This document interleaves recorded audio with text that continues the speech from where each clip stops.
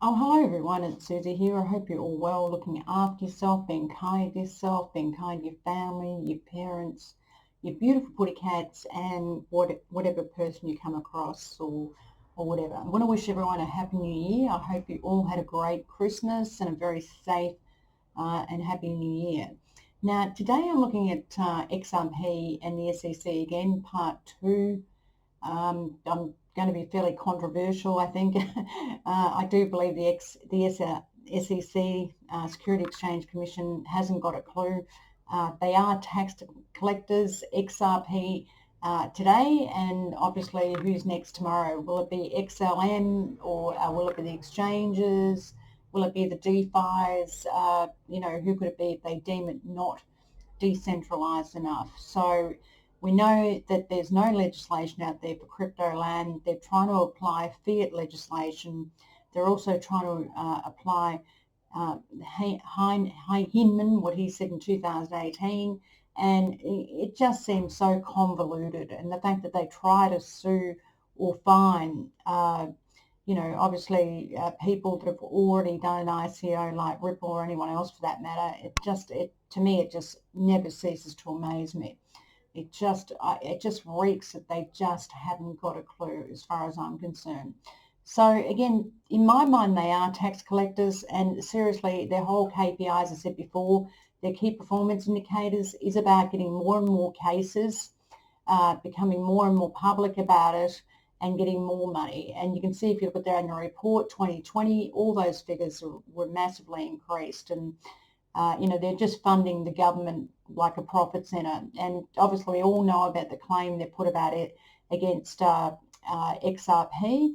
And now the XRP community is fighting back. So I do want just to make this really, this petition was put up and effectively it's a fight back to stop the SEC pursuing Ripple, but also, suing the SEC because, as Brad Garlinghouse said, we have lost so much money because of it.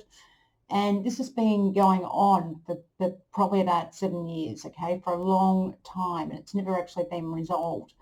And it just, there's no regulatory clarity in terms of what the US is doing, not like other geographical regions like Switzerland, like South Korea, like even Australia, like the UK.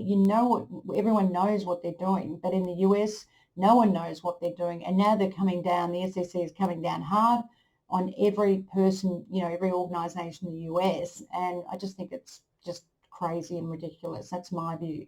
There's a lot of cryptocurrency out there that will not comply with the so-called Hinman definition of decentralization, which is not even defined, but we'll come to that because I wanted to look at the history and just see, what we've got. So obviously it's a petition, so please sign that. It's going around on Twitter, and I love Twitter. Twitter's such fun, and I get a lot of this stuff from Twitter sometimes, and I just want to relay that to you because there's some really interesting points on Twitter. Mr. Use Case said Ripple meets with Chinese central banks. They work with governments and regulators around the world. 90% of XRP is trading outside of the US. XRP is a currency, and yet Jay Clayton sues Ripple the day before he leaves. Something not right here. And I tend to agree with that, to be perfectly honest with you. Ripple is the payments, is like the Amazon of books. The payments, it is the Amazon of payments. There's no doubt about it. And look where Amazon went. It took a long time for Amazon to get there. But, when we talk about processing of securities, and Zos was kind enough to put these figures up, pretty much, if we look at the processing of securities, we're talking about quadrillions here, and I've said this before, 2 quadrillion, it's massive. And XRP with Ripple's technology makes a difference to this market. It's a huge, huge difference. Seriously, they are the best in crypto land, and yet now they're just being blown to smithereens and to pieces. And every holder is, I'm sure, totally depressed by it because we've been through thick and thin. We see every other cryptocurrency in the market rallying except XRP. And look, I understand your disillusion and your despair because seriously, I feel like that a bit sometimes as well. Trust me, it's not easy. it's not easy when you've got this coming down with XRP, and there's a whole lot of delistings on certain exchanges and whatnot. Then we go to Stephen Bull Deep. Sorry for the expletives, but he does say that SEC is saying Ripple does not change the fact that XRP is the best digital asset for moving value. And he's absolutely right. So, Ripple's clearly going on. They're hiring new product management. They're still hiring, still business as usual, which is the right way to go. Then this lady, Alison, spoke about, don't forget the SEC is running a validated node on XRP. I do remember vaguely something about this, and I'd actually forgotten about it.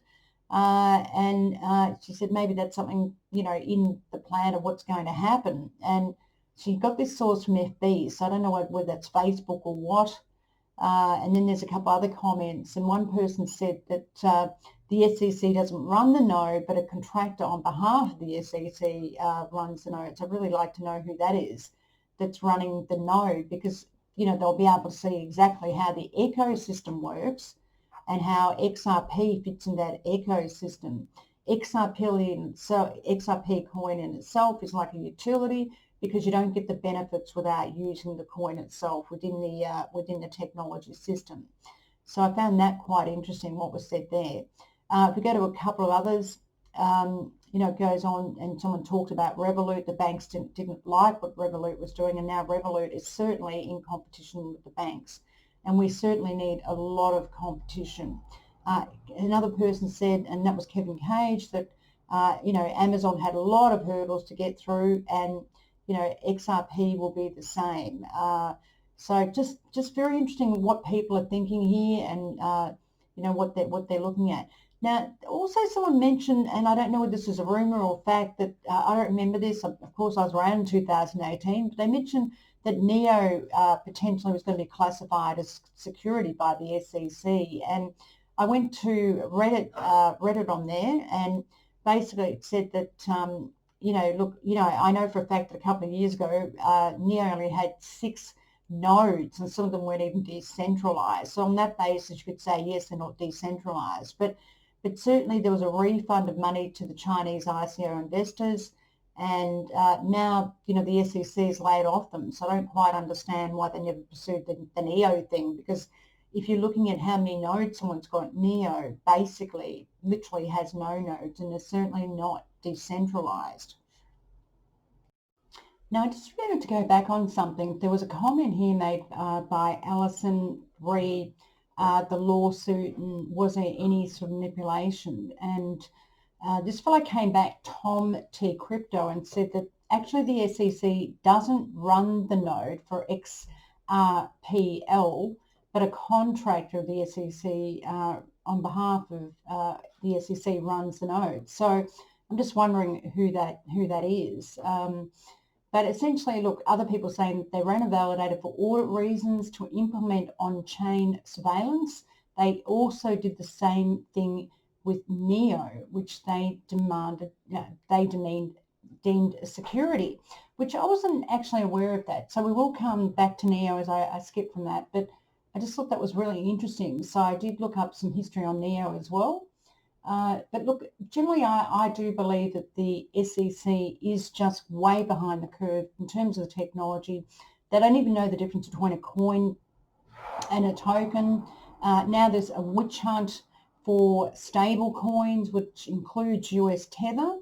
And there's also obviously a witch hunt for privacy coins. Now, a lot of the privacy coins have been delisted off the exchange. Bittrex came out today and said they're going to delist Monero. They're going to delist Dash. Now, some people still believe that Dash is a privacy coin. Apparently, they're trying to rebrand themselves as not being a privacy coin. And also another one they delisted, Bittrex, is Zcash. And we've seen that a lot in the Southeastern and the Asian exchanges where privacy coins have been delisted.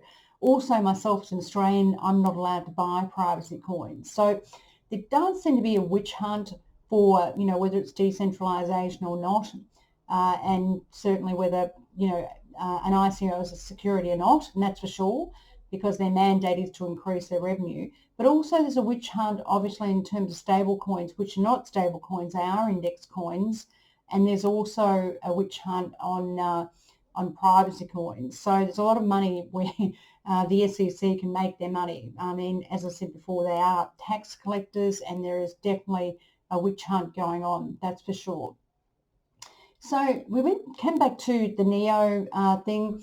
There was something about this, 2 or 3 years ago where there was NEO potentially classified as security. I can't remember this actually. It's one that must have just, gone past my mind. But the thing is, at the time, I do remember, and I've looked at NEO, and I have had a problem with NEO because at the time I was looking at NEO as a review, a proper technology type review.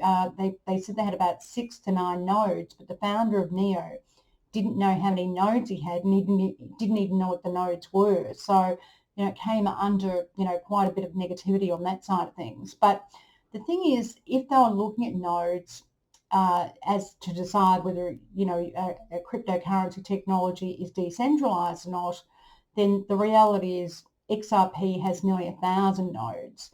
But when you look at Hinman's statement from 2018, he's talking about any cryptocurrency technology that is more decentralized compared to, say, Ethereum and Bitcoin. And he doesn't say exactly what decentralized means. We can only assume that maybe he meant nodes, because nodes in terms of Bitcoin and Ethereum, they have quite a few nodes.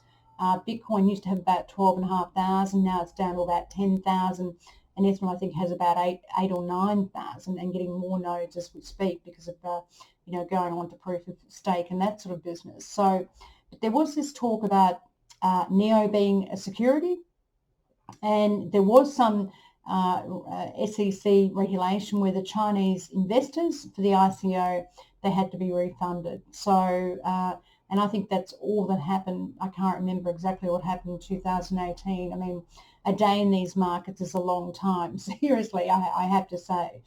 But, and then, look, it made me think, well, what did Hinman say? And this is, back in 2019, as I said, a day in these markets is like 5 years in anything else, just because of the volatility and what's going on. But Hinman at the time, he was the head of the corporate finance director, and I don't know whether this guy should have been speaking or not, because corporate finance is completely different to, say, treasury and whether something's a security or not.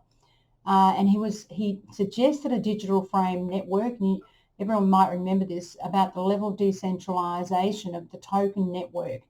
And the thing is, which struck me when I read this, he didn't even know what coins were and what tokens were. He made no difference between one or the other, which really tells me this fellow has a very limited idea, technical idea of what cryptocurrency technology is.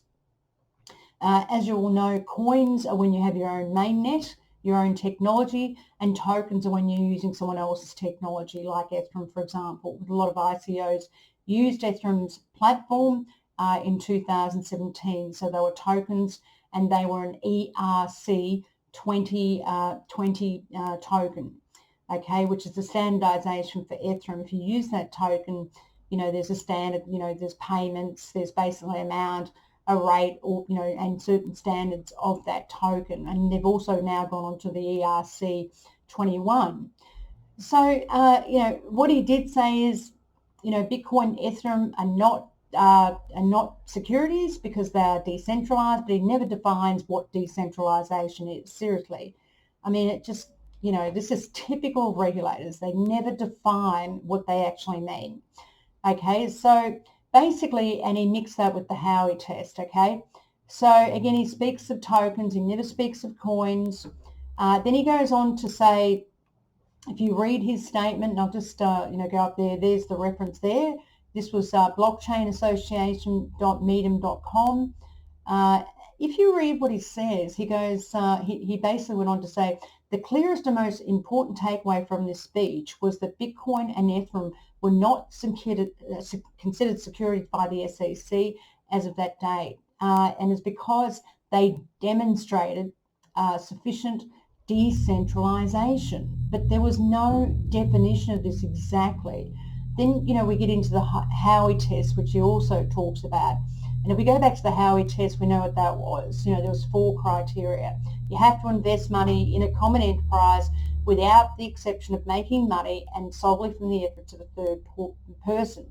And pretty much they said that Bitcoin and Ethereum, were not in these two prongs, okay, in a common enterprise solely from the efforts of a third person. But again, it lacks, clarity in terms of the regulation. What is, sufficient decentralization? What are we talking about? The nodes? Are we talking about the miners? As you know, Bitcoin and Ethereum have the same miners, and 70% of them come out of China, and there's 5 large miners, and BTC, something or other, and so forth. So, I go, again, they haven't got a clue. Seriously, haven't got a, again, he talks about this decentralized word, and yet he doesn't define it. Typical, honestly, and this fellow wouldn't have, background. Corporate finance is completely different. Corporate finance is mergers and acquisitions, looking at the valuation of companies. It's not so much looking at, securities law, which is completely different, okay? Then he goes, in its simplest form, the standard seems to ask for the token network has some basic level of functionality, whether its governance is more open and distributed than a single centrally organised team, and whether at least some purchasers are users rather than speculators. This is the Hinman token standard, which really tells us nothing. So then he has a table, and this table, if you can read this, it's very hard to read, but it combines this obviously with the Howey test. And seriously, it doesn't make sense. The Howey test doesn't make sense in terms of digital technology and, whether it be a coin or a token. Obviously they're applying, whether the person invests, is it a network? Is it a corporation? Do they, are they investing with the interest of making money and all this sort of thing? But even this, this table, and you can look at that table, it doesn't tell you anything. The table, the article, as I said, comes from here. Just quickly go up here. But it actually doesn't tell you anything. And I'll put that on my website. Seriously, it just doesn't tell you anything. And it's incredibly frustrating. Now they're going to go after, self-secured wallets. I mean, what next? It is a witch hunt. We've got, XRP. The next one will probably be Stellar. Then it'll be someone else. I mean, literally by their standard, they could go for the whole cryptocurrency market. Seriously, every coin in that market, which is well over 4,000, okay? And it just, the mind boggles. These guys have got no idea. Seriously. And then we come, obviously, to XRP and its ledger. And the thing is, XRP is a currency, and it's so clear. It's a bridging currency, and they don't understand how it works with XRP being the utility to that network. If you don't use XRP, you're not going to save yourself 70 cents in the dollar when you do cross-border payments, right? With settlements within 3 seconds. And as we saw before, the market, we talk about global financial markets, it's well over, including the derivatives market, it's well over 2 quadrillion. We're talking, just heaps. It's so big, it is just a joke, right? So, again, I'm not going to go through all the list that I went through last time, but what do I think? I think the SEC has no idea. They are out of their depth. They are way behind the curve in terms of technology. They are clueless. They don't know the difference between a token or a coin. In my mind, they don't seem to define decentralization at all. And honestly, if it's nodes, then no cryptocurrency, whether it be a coin or a token, is going to have so many decentralized nodes as Ethereum or Bitcoin, because they're around, they've been pretty much around the longest. So Bitcoin, as you know, 2008, Ethereum, 2012 or something. So honestly, what can I say? Anyway, guys and girls, I'll leave it at that, and thank you very much for listening. Appreciate it. Please look after yourself, be kind to yourself, and I'll talk to you soon. Thank you.